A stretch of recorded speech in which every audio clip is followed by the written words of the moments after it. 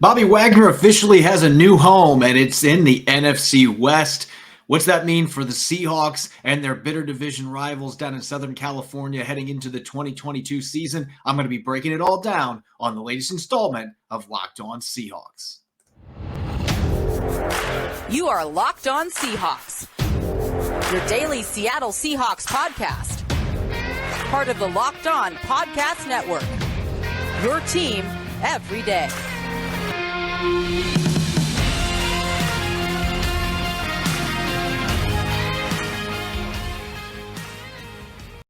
Greetings, 12s. This is Corbin Smith, your host for Locked On Seahawks, riding solo for our Thursday episode. As always, thanks for making Locked On Seahawks your first listen 5 days a week. One of the Seahawks' most prominent stars of all time is staying in the NFC West. I'm going to be breaking down where he signed and what that means for the Seahawks and a division rival. Plus, I'll be answering your questions on an extended mailbag with questions from our subscribers on both Twitter as well as YouTube. Looking forward to the chance to answer all of your questions on a jam-packed episode. Now for your lead story here on Locked On Seahawks.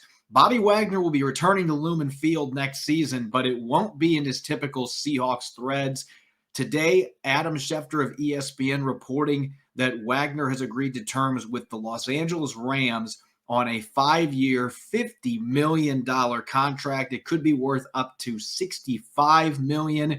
Now, we don't know all the financial details of the contract, but certainly Bobby Wagner's willingness to bet on himself. There had been a bit of speculation out there that he was having a hard time finding a contract that met his financial demands. He is his own agent, so that creates some complications in that matter as well. But waiting a few extra weeks to sign a deal ended up paying dividends, and he gets a really nice contract from the Rams. My suspicion is that this is one of those contracts where you have to read the fine print, though, because Bobby Wagner's 31. He's going to be 32 in the summer, getting to be a little older player. He's got 10 years under his belt, 10 years of NFL football on his tires. And so I can't see him playing another 5 seasons in LA on this contract. Maybe he goes 2 or 3 seasons, but I bet this is one of those contracts where most of the guaranteed money is in the first 2 or 3 years, and then the Rams can move on. Or if Bobby Wagner's still playing at a high level, they can figure something out with his contract at that time. But I don't view this as a 5-year contract where he's going to be playing all 5 seasons in LA. Nonetheless, good for Bobby Wagner going out and getting a really good contract, $10 million per year under the terms of this deal. Again, we don't know what the contract numbers look like for these first couple of seasons, but the Rams upgrade to one position where they haven't been willing to make big expenses or investments, and that has been linebacker. Last year, Ernest Jones played really well as a rookie. Now he's going to get to learn from Bobby Wagner playing alongside him. And for Wagner, there's going to be some fans that are going to look at this as, oh, he wants the chance to play the Seahawks twice, just like Richard Sherman did going to the 49ers in 2018. And while that may be part of this is a very competitive football player. Bobby Wagner wants to show the Seahawks he can still play. He's also from Ontario, California, which is near Los Angeles. So he's going to be heading home. He's going to be near family. So this all along looked like a destination that made a lot of sense. Defending champions, a chance for him to maybe help them try to repeat or get another Super Bowl here in the next couple of years, add another ring to his collection. He's going to be playing with Aaron Donald and Jalen Ramsey. So you've got 3 guys that are perennial all-pro talents on the same defense, 1 player at each level of the defense. That's a scary proposition for opponents, even if Wagner is not the player that he was 3 or 4 years ago. And we've talked about that a number of times in this podcast. At 31, he is not the same player. You look in coverage, there are some deficiencies that have been created by his diminished athleticism. Teams were picking on him at times last year, and he only had 3 tackles for a loss. Has not been as good at making tackles behind the line or at the line of scrimmage, but he's still a very productive player. Had 170 tackles last year, was a second-team All-Pro, the 8th All-Pro selection of his career. So he is not what he used to be, but he's still a very fine linebacker. With the rest of the talent they've got in that defense, Aaron Donald eating blocks up front, the other talent they've got along the defensive line, he should be in line to have another really good season. And Seahawks fans are going to have to get used to seeing him in a Rams uniform. What does that mean for the Seahawks moving forward? John Schneider talked to reporters at the NFL's annual owner meetings earlier this week, and he was asked if there was a chance Wagner could come back because his market had been slow played to this point. Maybe the offers weren't out there that he was looking for, and John Schneider immediately downshot that possibility and said they were ready to move forward with Cody Barton and Jordan Brooks as their linebackers. And I think that's probably what you're going to see out on the field in September when the Seahawks open the season. Whoever their opponent is, they certainly could draft a linebacker next month that can compete with Cody Barton. They've got a couple other young players they're intrigued by, but I think that Barton has got that Mike linebacker spot. He played well the last 2 games last season. He's been waiting in the wings. And, of course, Jordan Brooks got an all-pro vote last year, led the Seahawks in tackles, had 184 of them, made some strides in coverage, had 10 tackles for loss. He looks like he's ready to take that torch from Bobby Wagner and become the next all-pro linebacker for the Seahawks. So I still think this is a position that they need to add some bodies. There are some really good linebackers in this draft class, maybe even on day 2, that they could add to the mix. With Cody Barton being the last year of his contract, he's going to be playing for that second contract this year, competing for that opportunity to stay in Seattle. So certainly there's going to be some moving parts there to keep an eye on at linebacker, but they should be in good hands with Jordan Brooks. If Barton can play like he did the last 2 games, carry that over this year, I think he can get the job done at that position. If they have another guy that they bring in that they like, then that's an even better development for them. If they bring in a rookie and he beats out Cody Barton, then that's good news for the Seahawks. But that's going to be the way it's going to be across the board this year, as always. And I think there's going to be a re-emphasis on that, especially without Russell Wilson and Bobby Wagner being in town. Competition is going to be emphasized more than usual across the board. So I would expect several guys are going to be in the hunt for that position. Cody Barton probably going to be the starter, barring a big addition or a surprise draft pick early. I would think Barton's going to be the guy playing alongside Jordan Brooks in the 2022 season. Going to be answering a bunch of your questions here on our Thursday episode, an extended mailbag. I've gotten a number of questions from subscribers that listen to our show on Twitter as well as YouTube. So I'm going to dedicate most of this show to answering your questions. Got a ton of roster-related questions, draft-related questions, and even non-NFL, non-Seahawks related questions to sprinkle in as well. So I'm going to start answering those questions here in a moment. After months of play, college basketball has determined the top teams for the Final Four and will determine this year's national champion this coming week. BetOnline.net is your number one source for all of your betting needs and sports info. From all the latest odds, contests, and player props, you name it, BetOnline remains the best spot for all your latest sports developments, including podcasts and reviews for all the leagues this season. And it's not just basketball. BetOnline is your continued source for all your sporting and wagering informational needs, including live betting and your favorite Vegas casino games. Head to the website today or use your mobile device to learn more about the trends and action. BetOnline, where the game starts. You're listening to the Locked On Seahawks podcast, Thursday edition. I'm your host, Corbin Smith. Thanks, as always, for making Locked On Seahawks your first listen 5 days a week. And make sure to check out the Locked On NFL podcast, streaming 5 days a week on YouTube. We've got experts from all 32 teams providing insight and analysis. Also available on Apple Podcasts, Google Podcasts, Spotify, and all other major podcast platforms if you only listen to audio. Make sure to check it out. Again, that's the Locked On NFL podcast, available on all major platforms and streaming live on YouTube 5 days a week. It's time for our weekly mailbag. And as I mentioned a few moments ago, we got a lot more questions this week than we usually do. And so I decided, why not just dedicate the entire episode? Going to have a segment here with just Twitter questions and then a segment with our YouTube users. Make sure to give you guys a little bit of love today as well. So without further ado, let's get to our questions. First one here coming from DJ Rowdy.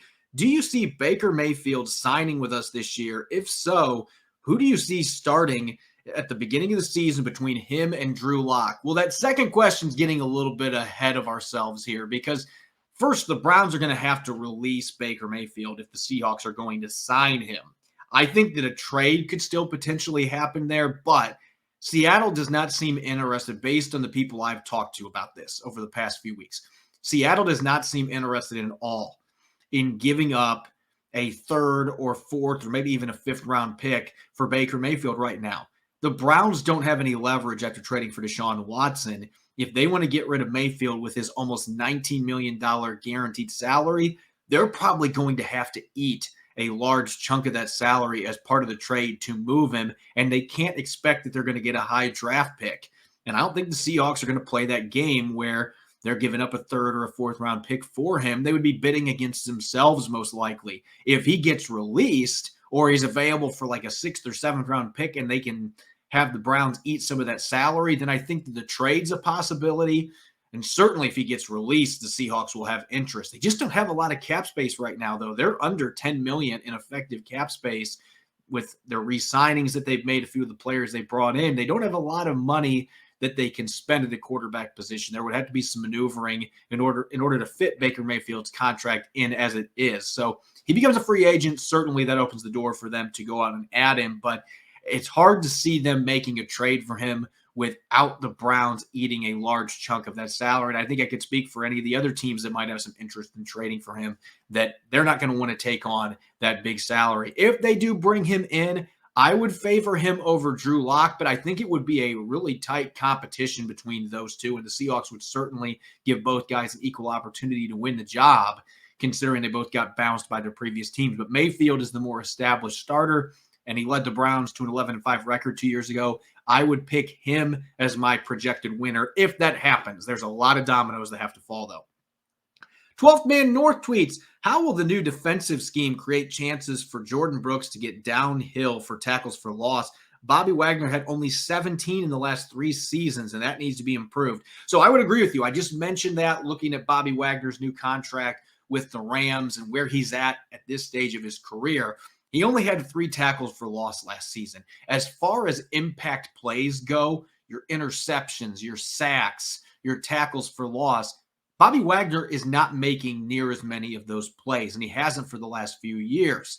When he's been a blitzer, he's still been effective. But as far as a run defender goes, a lot of the tackles he's making 4, 5, 6 yards downfield, you're not seeing those plays where he's shooting up into gaps and making plays behind or at the line of scrimmage like you did for most of his career. Now, maybe in LA, he'll be able to get some of that back, but the declining athleticism, declining lateral movements, declining speed, all of that has impacted his ability to make those plays. But he was set up for success last year to make 170 tackles. The defensive line kept him free a lot of the time. You brought back Al Woods. You've still got Poona Ford. I think Shelby Harris and Quentin Jefferson, especially if they're going to be playing more of 3-4 style fronts, those guys as 3 techs are going to be monsters in the run game too. And there's going to be teams that are going to need to use double teams against some of those players. That creates openings for the linebackers. And I just look at Jordan Brooks, the progress he made last season. He had 10 tackles for loss a year ago. So he had more than double what Bobby Wagner did.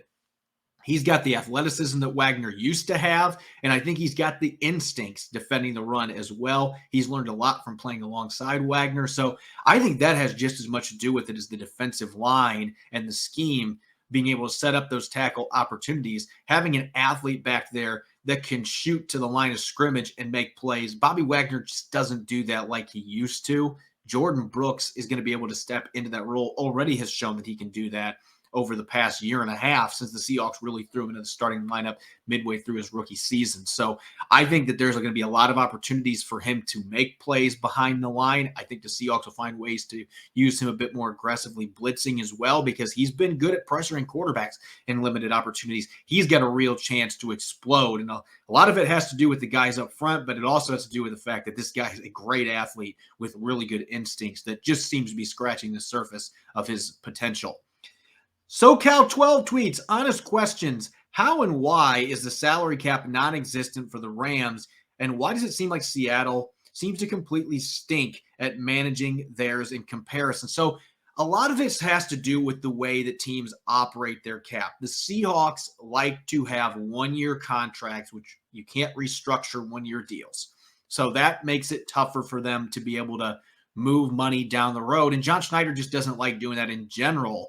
And a lot of their contracts are backloaded. There's not high base salaries during early seasons. Then there's big cap hits in later years on the contract. They do it differently than teams like the New Orleans Saints and the Rams to an extent, where you have front-loaded contracts that have high base salaries, and that allows them to do restructuring and move money around down the road. Again, that's not something that John Schneider prefers. I think it's also worth noting the Rams have lost some key players this offseason. Andrew Whitworth retired, so there's some cap savings. They traded Robert Woods to the Titans. There's a bunch of money that is saved against the cap. Von Miller wasn't re-signed. So when you consider some of those moves that were made and the fact that they didn't have any other big-name stars in their team that they had to give extensions to, that's why they've had the cap space to go out and get players like Allen Robinson and Bobby Wagner. And we don't know what the structure of Wagner's contract looks like. This first year could have a fairly low cap number hit too. So there's all kinds of different mechanisms in there to impact that. And so I need to see the entire terms of the contract to really know how the Rams fit it into their budget. But they had some big players they lost that opened up some cap space. They did some restructuring on deals, and that's how it was different. The Seahawks just run things differently. That gives them more flexibility year after year after year, whereas some of these other teams, the restructuring, eventually it's like putting money on a credit card. There will come a time where you're going to have to make some cutbacks, but for the Rams, why would they do that right now? They're right in their championship window. They just won a Super Bowl, and so that's why they're able to make those signings in kind of a more general term. Dom tweets, a couple weeks later, how are you feeling about the $8 million per year deal for Will Dissly? The Hawks haven't done much, and the O-line and cap is running out. Wouldn't that have been better use of cap space, going out and getting some offensive linemen? So I've talked about this a few times on the show. I really like Will Dissly, and I think that he was a good player to re-sign. I definitely batted an eye when I saw the contract, though, and the further away we get from it, I'm just wondering why. $8 million per year for a guy that has not been a big part of the passing game the last 2 years. Now, if Will Dissly would have been able to put an entire season together like he did in the first 4 games in his rookie year and the first 6 games his second year before he had back-to-back serious injuries, if he could have put a whole season together where he was catching, 50 passes for 650 yards and had 7-8 touchdowns like he was on pace for, if he was putting up numbers like that to go with his blocking ability, then absolutely you want to keep him around, because all-around tight ends in today's NFL are extremely important, especially in Shane Waldron's offense that runs a lot of 12 personnel. But we haven't seen that receiver the last 2 years for the Seahawks. He's still been a very good run blocker. He's valuable as a pass protector. He's basically a 6th offensive lineman. There is value to him. And he obviously has some value that goes away from just what he does in the field. The team respects him for coming back from those injuries. He's a player that teammates love.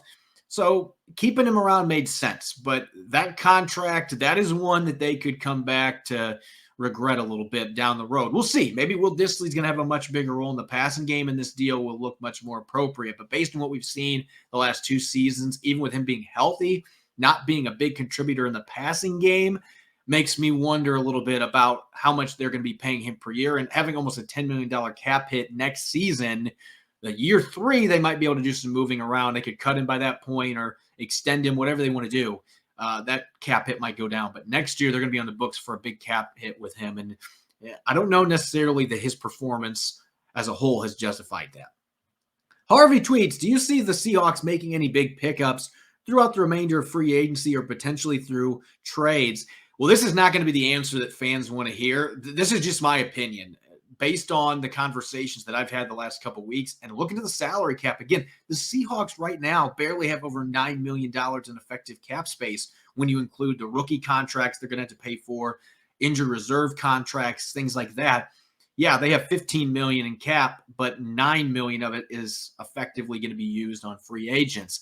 So they don't have much wiggle room right now. They're certainly not going to be going out and making a trade for a big-name pass rusher unless they make a couple other roster moves to open up cap space. They can't do it. They can't fit that player in. And I don't think John Schneider and Pete Carroll want to give up their draft picks. There's a reason they have been so excited about being able to go into this draft with 4 picks in the first 72 selections. I don't see them unloading several of those draft picks to bring in a big-name player. And I don't see anybody else in the free agent market that they're going to be willing to pay money for when this is not a team now that is in win-now mode. They've traded their franchise quarterback. They got rid of their star linebacker. I just can't see him doing it. To me, the biggest move they could still make is re-signing Dwayne Brown and bringing him back on a 1 or 2 year contract. That certainly could still happen, but I wouldn't expect any other splashy moves at this point because they did what they said they were going to do. They paid a lot of their own players, re-signed a number of their own players, and quickly that cap space that they had has all but evaporated. They just don't have a lot of flexibility right now. Next question here from Scott tweets, why are you so high on Sam Howell? I don't see an NFL quarterback, and he reminds me of Jake Fromm, formerly of Georgia. That'd be a gross pick for Seattle. So I think that, if I would have done a film review yesterday on any of the other quarterbacks in this class, I probably would have gotten the same question because this is a quarterback class that is not being viewed in a positive lens by most draft experts. And I don't think that it is a great QB class by any means. But I see several guys in the right situation that could be quality quarterbacks. And I'm going to include Sam Howell in that category. And I'm even going to say this right now. I was not a big fan of him going into the pre-draft process here. The couple games that I watched him play last season, without proper context, I thought this guy looks like he's in over his head. The decision-making is cloudy. There are times that he doesn't look off the safety or doesn't even seem like he notices the safety, and it led to some ugly interceptions. But you go back and you watch more tape on this player. You watch more games, more of the snaps that he had, and you start to really appreciate the skill set, at least in my opinion. I see the big arm. I see the ability to sit in the pocket and hang tough while getting nailed and throw the ball downfield. I mean, he does things when it comes to throwing the ball from a vertical standpoint that would excite teams like the Seahawks that want to launch the ball downfield. This kid can do it. He has the arm strength. He has the live arm. He can thread the needle into tight windows. He's a guy that can make really difficult throws across the field. In college, you have wider hash marks, so those are even tougher throws to make at the college level than they are in the NFL. So you can see the arm strength, the athleticism. I don't think this is a guy that's going to go out and run a blazing 40. He has not ran the 40 this year in the combine or his pro day, but you watch him on tape. He had almost 900 rushing yards last year for North Carolina. So this is a kid that can break tackles. He's sneaky athletic. He's a guy that is really tough to bring down. So I just look at his full skill set, the leadership intangibles that he has. North Carolina is a program that really took some big steps the last couple of years. And the big reason why has been because of him.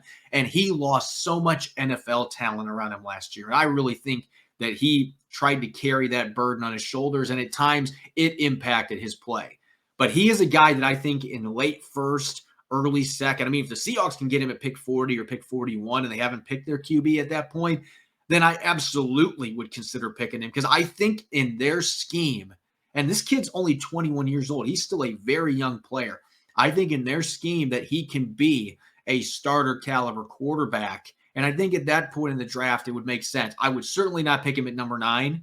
But even if he's there at like 31, 32, and you can trade back up to take advantage of that fifth-year option, then I would consider it. But this is a player that I think is getting a little bit of a raw deal from a lot of people going into this draft process. I think you could say that about a number of these quarterbacks.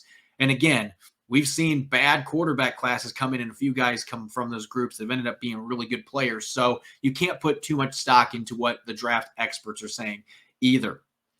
You're listening to the Locked On Seahawks podcast. It's our Thursday show as always. Thanks for making Locked On Seahawks your first listen 5 days a week. Let's continue our mailbag now. This question coming from Jason Honnert on YouTube. Do you see any way that the Seahawks can get both Ahmad Gardner and Desmond Ritter with their 9 and 40 overall selections? That is certainly possible. They are not going to be getting Sauce Gardner at pick number 40. They would have to pick him at number 9 if he's even there. I think that it's a 50-50 proposition that Sauce Gardner, in my opinion, the number 1 corner of this entire class, is there at number 9. I could see a number of teams in front of Seattle taking a shot on a true shutdown corner, a guy that didn't give up any touchdowns in his entire collegiate career.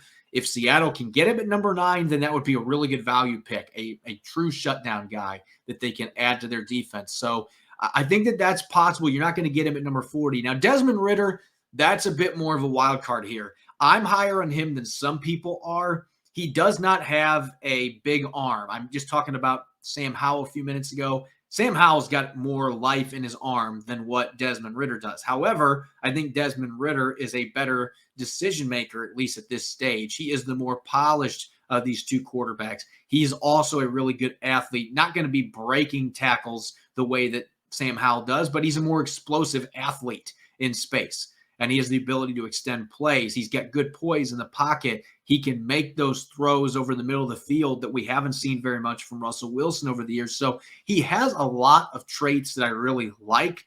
The lack of arm strength is something that certainly is a little bit concerning, but I thought his arm looked more live in his pro day than what it did on his game tape. There's just a lot to like. I could see him being a player that gets picked much earlier than many are anticipating. But if he does manage to slip into the mid-second round and he's available for Seattle at pick 40, I think he has a lot of traits that would really stand out to the Seahawks as potentially being their next franchise quarterback. Murph writes, which player has a better chance of becoming an all-pro, Darrell Taylor, D. Eskridge, or Trey Brown? That's a really good question.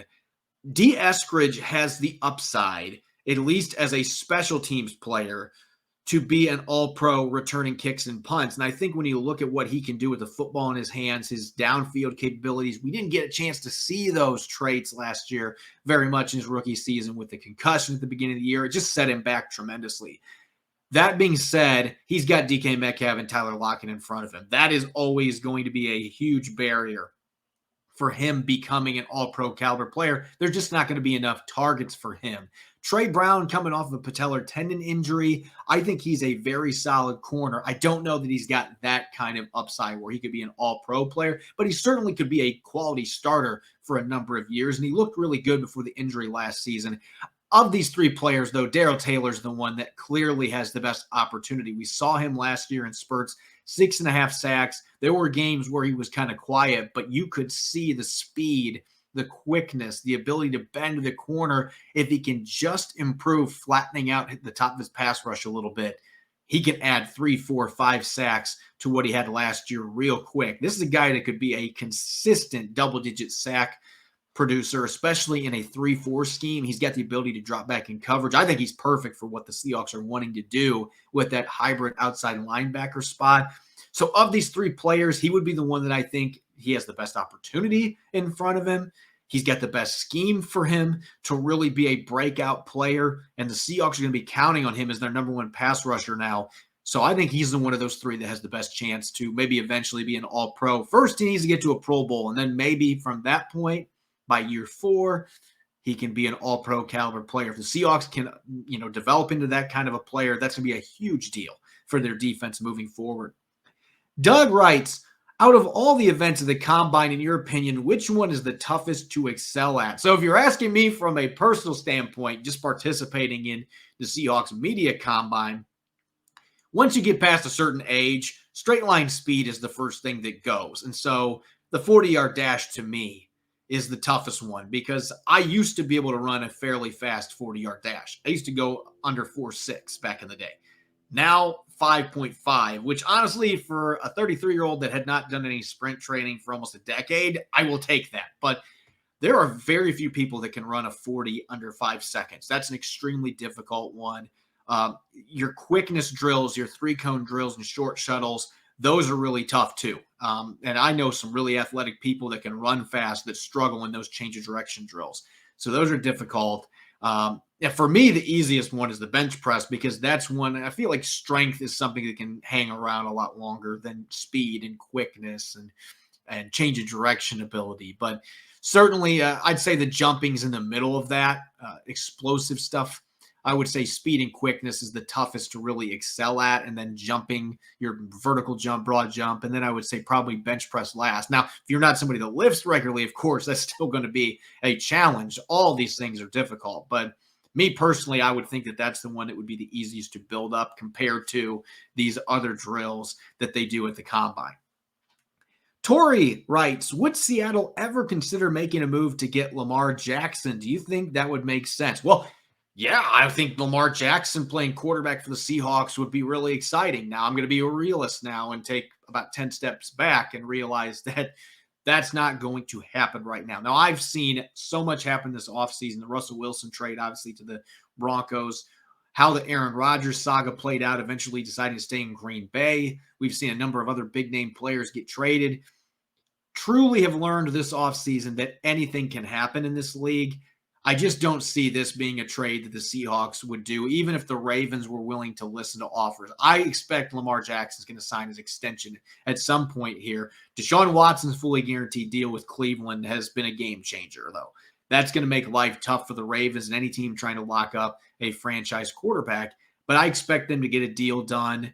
If the Ravens were interested in making a trade, because he's still a pretty young quarterback, he's a former MVP, there would be teams that would want to talk to him. And I'm sure that John Schneider would inquire. But this would require them to give up all the draft picks they got for Russell Wilson and probably more on top of that. I cannot see John Schneider and Pete Carroll being willing to do that and then bring in another quarterback that's going to need an extension. They don't have the money right now. They've still got $26 million in dead cap this year on the books from Russell Wilson's contract. I just don't see it happening. If somehow he was available next year, then maybe Seattle would consider it because they'll have a lot more cap space. But that would be a pipe dream. If you want Lamar Jackson on the Seahawks, though, you can always play Madden. Josh M. writes, how much do you think optimism about Stone Forsythe has played into the lack of activity getting tackles this offseason? I think that that's played a little bit of a role, but I also think that the cap space situation, the Seahawks have addressed a number of positions, re-signing their own players, and I think they're still talking to Dwayne Brown, maybe Brandon Shell as well. Pete Carroll's kept that door open for both of them to come back. Those could be two players that could come back. I don't know they'll re-sign both of them, but they've kept those options there, and I think that they've gone into this process believing, Stone Forsythe and Jake Curhan, who played really well in his 5 starts at the end of the season last year at right tackle, we have confidence that those two guys could be long-term starters down the road, but they are going to need to add competition. You can't just give these guys jobs going into the camp. And right now they only have 3 tackles on the roster. So I do think some optimism about Forsythe's upside, his potential. This is a guy that played really well against top SEC competition, fell to the 6th round of them. Steve Hutchinson, Hall of Fame lineman for the Seahawks and Vikings, now was in their scouting department, really liked him, was going to bat for Forsythe. I mean, this is a player that I think they want to be their starter at one of the tackle spots at some point, but they're going to have to bring in competition minimum and maybe have another year where he can learn under Dwayne Brown. That is still a strong possibility with seemingly little interest out there on the market from other teams. Carolina was linked to him. Haven't seen anything on that, though, for a few weeks. So maybe Dwayne Brown's just sitting back waiting for that right offer and not rushing to sign a contract. But I could see him coming back to Seattle. I could see one of these other veterans that's out there being signed to a 1-year deal that's affordable. But whatever they choose to do, they're going to have to add some talent at that position. Maybe there's a guy they like in the draft as well. There's some players like Charles Cross that might be available at pick number 9 for them. There's some good day 2 prospects at that position as well. So they've got a lot of different options, but it doesn't look good on the depth chart right now with just 3 guys that are at the tackle position currently. And between them, you have 5 starts and only 1 player that has played more than 20 snaps in a regular season game in the NFL. That is not an ideal situation for whoever your quarterback's going to be, whether that's Drew Lock or Baker Mayfield or Geno Smith or Jacob Eason, whoever it is. They're going to have to bring some competition in to at least push those young guys. And maybe Stone Forsythe plays really well in camp and wins the job. But I do think that is part of the reason why the Seahawks have maybe not rushed to sign tackles this offseason like they may have otherwise. Last question here coming from Mark Denali. Should extending Noah Fant be a priority with him going into the last year of his rookie deal? So if Noah Fant was a 2nd, 3rd, 4th round pick, anything other than a 1st round pick, then I would be saying absolutely you need to get that worked out right now. This needs to be one of the extensions that's prioritized before the start of training camp. This is a big-time athlete, a really explosive tight end that I don't think has played up to his potential at this point. And maybe he can in Seattle. But the Seahawks have a mechanism at their disposal in the 5th-year option that they have not used on their own 1st-round picks. But I absolutely could see them using it next month on Noah Fant because he hasn't been a Pro Bowler. And according to Over the Cap, because of that, he hasn't picked up escalators that would increase the value of his 5th-year option. There are 4 different tiers. He is in the 2nd one, which is based off of extended playing time, which he has met that with how much he's played for the Broncos his first 3 seasons, but it would only be $6.85 million in guaranteed money to give him the 5th-year option, at least based on Over the Cap's estimate for the 2023 season. I think Seattle would be dumb not to do that. It's not an expensive contract for a guy that you've been raving about that could be a big weapon in the passing game. And he has familiarity with Drew Lock already from their time in Denver. So I think that should be a slam dunk that they do that, because then you have 2 years under club control that you can truly evaluate where he fits in. If now they might believe this is a guy we just traded for, we want him to be part of our long-term plans. We don't need to see what he looks like on the field for us. Let's just extend him now. That certainly could be something that John Schneider does, and they could still do that after, picking up the 5th-year option. They have different options on the table here moving forward, but I think that it would be dumb not to pick up that 5th-year option, and that gives them the flexibility where, hey, we don't need to sign him to an extension this offseason, and he would still be technically under contract next year. We don't have to worry about losing him.